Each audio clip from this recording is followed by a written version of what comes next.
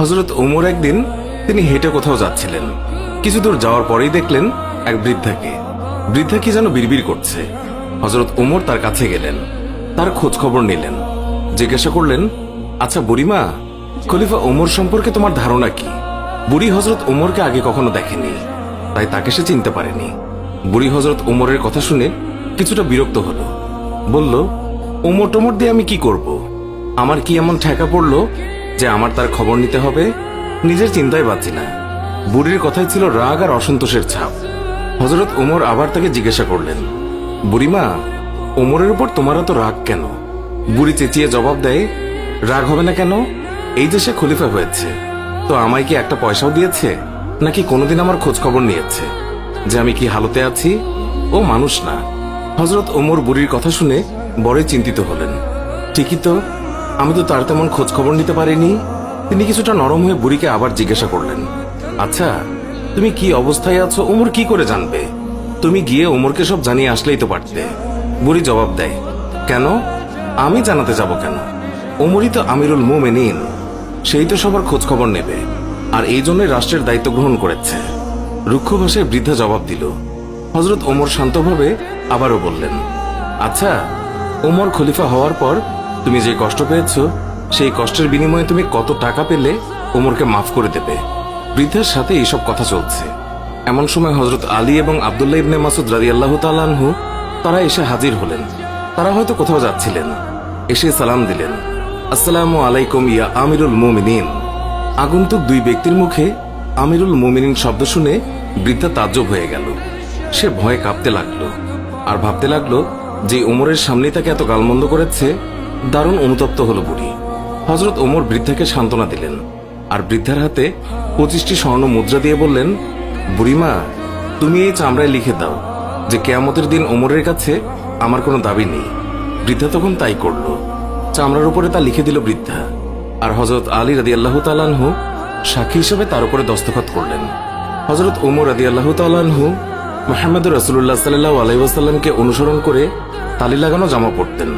যখন তিনি মুসলমানদের প্রাণকেন্দ্র বায়তুল মুকাদ্দাস জয় করার জন্য বের হচ্ছিলেন, সেই সময় তার পরিহিত জামায় 17টি তালি লাগানো ছিল। যখন তিনি তালিযুক্ত জামা পরিহিত অবস্থায় জেরুজালেমের উদ্দেশ্যে রওনা হয়েছিলেন, সাহাবাদের মধ্যে থেকে কেউ একজন হযরত আলী রাদিয়াল্লাহু তাআলা আনহুকে বললেন, ইয়া আলী, হযরত ওমর রাদিয়াল্লাহু তাআলা আনহুকে বলুন অন্তত আজকের দিনে তালিযুক্ত কাপড় খুলে একটু ভালো কাপড় পরিধান করার জন্য, কারণ তিনি ইহুদি খ্রিস্টানদের দেশে যাচ্ছেন। তারা হয়তো আমিরুল মুমিনিনকে দেখে বিরূপ মন্তব্য করতে পারে। তারা তিরস্কার করে বলতে পারে, মুসলমানগণ খলিফার জন্য একজোড়া ভালো কাপড়ের ব্যবস্থাও করতে পারেনি। আপনি খলিফাকে বুঝিয়ে বলুন। সাহাবাদের পিড়াপিড়িতে হযরত আলী রাদিয়াল্লাহু তাআলা আনহু কথাটি বলার জন্য হযরত ওমরের কাছে গেলেন, কিন্তু এমন কথা বলার সাহসী পেলেন না, কারণ হযরত ওমর রাদিয়াল্লাহু তাআলা আনহু তিনি এমনিতেই গরম। তারপরেও এমন স্পর্শকাতর বিষয়ে মুখটাই বা খুলবেন কিভাবে? অনেক চেষ্টা করলেন, কিন্তু কোনোভাবেই বলতে পারলেন না। ফিরে এলেন সাহাবাদের কাছে, নিজের অপারগতা প্রকাশ করলেন। হযরত আলী রাদিয়াল্লাহু তাআলা আনহু বললেন, আমি যখন বলার জন্য তার কাছে গিয়েছি, তখন আমার কথা বলার শক্তি হারিয়ে ফেলেছি। এবার সাহাবাগণ পরামর্শ করলেন, তাহলে এই কথা খলিফার কাছে কে বলতে পারে? সকলেই খেয়াল পেশ করল। হযরত আয়েশা রাদিয়াল্লাহু তাআলা আনহা এবং হযরত হাফসা রাদিয়াল্লাহু তাআলা আনহা বলতে পারবেন। তারা সকলে মিলে হযরত হাফসা রাদিয়াল্লাহু তাআলা আনহুর কাছে গেলেন। হযরত হাফসা রাদিয়াল্লাহু তাআলা আনহু বললেন, আমি রাসূলুল্লাহ সাল্লাল্লাহু আলাইহি ওয়াসাল্লামের স্ত্রী এবং খলিফা ওমরের মেয়ে, কিন্তু আমার পিতাকে এই কথা বলার সাহস আমার নেই। আমি এই কথা বলতে পারবো না। হযরত আয়েশা রাদিয়াল্লাহু তাআলা আনহা বলতে পারবেন। সাহাবায়ে কেরাম হযরত আয়েশার কাছে দরখাস্ত করলেন। অতঃপর তিনি হযরত ওমর রাদিয়াল্লাহু তাআলা আনহুকে ডেকে পাঠালেন। হযরত ওমর রাদিয়াল্লাহু তাআলা আনহু হযরত আয়েশা রাদিয়াল্লাহু তাআলা আনহার পয়গাম পাওয়ার সাথে সাথেই উপস্থিত হলেন।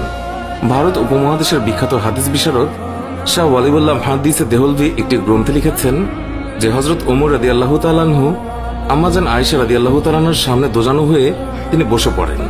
আয়েশা রাদিয়াল্লাহু তাআলা আনহা বললেন, আমিরুল মুমিনিন, আপনি যেহেতু খ্রিস্টিয়ানদের রাজ্যে যাচ্ছেন, এই জন্য আপাতত এই তালিযুক্ত জামা পরিবর্তন করে অন্য একটি ভালো জামা পরিধান করুন। আম্মাজান আয়েশা রাদিয়াল্লাহু তাআলা আনহার কথা শেষ হতে না হতেই খলিফাতুল মুমিনিন কেঁদে ফেললেন। আয়েশাকে বললেন, আম্মা, আপনি কি আমাকে রাসূলুল্লাহ সাল্লাল্লাহু আলাইহি ওয়াসাল্লাম থেকে দূরে সরিয়ে রাখতে চাচ্ছেন? আপনার কি রাসূলের সাথে কাটানো দিনগুলোর কথা মনে নেই, যে দিনের পর দিন নবীজি সাল্লাল্লাহু আলাইহি ওয়াসাল্লাম উপবাস থেকেছেন। 3 দিন পর্যন্ত নবীজি সাল্লাল্লাহু আলাইহি ওয়াসাল্লামের চুলায় আগুন জ্বলেনি। হে আয়েশা, আপনার কি সেই দিনগুলোর কথা মনে নেই যে নবীজি সাল্লাল্লাহু আলাইহি ওয়াসাল্লাম তালেযুক্ত কাপড় পরিধান করেছেন? আম্মাজান, ওমর এই ছেঁড়া ফাটা তালেযুক্ত পোশাক পরে যে স্বাদ অনুভব করে তা বোঝানো সম্ভব নয়। ওমর আর অন্য কিছুতে এমন স্বাদ অনুভব করে না। সিরাতের কিতাবসমূহে লিপিবদ্ধ হয়েছে যে খলিফা হযরত ওমর রাদিয়াল্লাহু তাআলা আনহু যখন রাসূলুল্লাহ সাল্লাল্লাহু আলাইহি ওয়াসাল্লামের অসহায়তার কথা আলোচনা করছিলেন, তখন হযরত আয়েশা এবং হাফসা দুইজনেই অঝরে কাঁদছিলেন। অতঃপর খলিফাতুল মুমিনিন হযরত ওমর রাদিয়াল্লাহু তাআলা আনহু তালিযুক্ত কাপড় পরিধান করেই মুসলমানদের প্রাণকেন্দ্র বাইতুল মুকাদ্দাস বিজয় করার জন্য বের হলেন। হযরত ওমর রাদিয়াল্লাহু তাআলা আনহু তিনি যখন জেরুজালেম শহরে প্রবেশের দ্বারপ্রান্তে 22 লক্ষ বর্গমাইলের বিশাল সাম্রাজ্যের খলিফার হাতে উটের রশি, উটের উপর বসে আছে ভৃত্য, মুসলিম বাহিনীর সেনাপতি আবু উবাইদা ইবনুল জাররাহ রাদিয়াল্লাহু তাআলা লক্ষ্য করলেন খলিফার গায়ে অতি সাধারণ 17টি তালিযুক্ত জামা। উটের রশি ধরে টানছেন মুসলিম বিশ্বের খলিফা, আর ভৃত্য বসে আছে সেই উটের উপর। এটা দেখে রোমানরা কি মনে করবে? এইসব ভেবে তিনি বললেন, হে আমিরুল মুমিনিন, আমরা এমন এক জায়গায় আছি যেখানকার লোকেরা চাকচিক্য পছন্দ করে, মানুষের বাহ্যিক সৌন্দর্য দেখে মানুষের মর্যাদার বিচার করে। তাই আপনি যদি একটু ভালো পোশাক পরতেন তাহলে তা কতই না উত্তম হতো।